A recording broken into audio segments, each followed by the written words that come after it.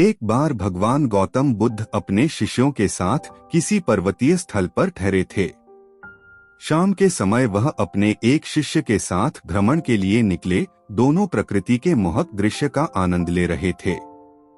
विशाल और मजबूत चट्टान को देख शिष्य के भीतर उत्सुकता जगी। उसने पूछा, इन चट्टानों में तो किसी का शासन नहीं होगा, क्योंकि ये अटल, अविचल और कठोर हैं।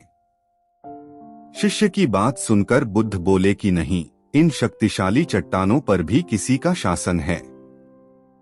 लोहे के प्रहार से इन चट्टानों के भी टुकड़े टुकड़े हो जाते हैं। इस पर शिष्य बोला, तब तो लोहा सर्वशक्तिशाली हुआ। बुद्ध मुस्कुराए और बोले, नहीं, अग्नि अपने ताप से लोहे का रूप परिवर्तित कर सकती है।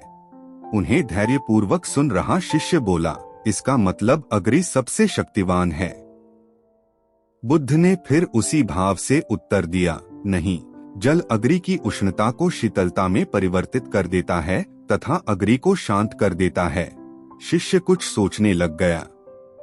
बुद्ध समझ गए थे कि उसकी जिज्ञासा अब भी पूरी तरह शांत नहीं हुई है।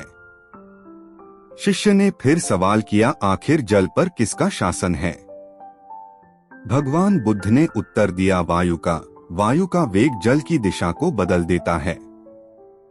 शिष्य कुछ कहता इससे पहले ही बुद्ध ने कहा कि अब तुम कहोगे पवन सबसे शक्तिशाली हुआ। नहीं, पवन सबसे शक्तिशाली नहीं है। सबसे शक्तिशाली है मनुष्य की संकल्प शक्ति, क्योंकि इसी से पृथ्वी, जल, वायु, अग्नि इत्यादि को नियंत्रित किया जा सकता है। जीवन में कोई भी महत्वपूर्ण कार्य संकल्प शक्ति के बगैर असंभव है, इसलिए अपने भीतर संकल्प शक्ति का विकास करो।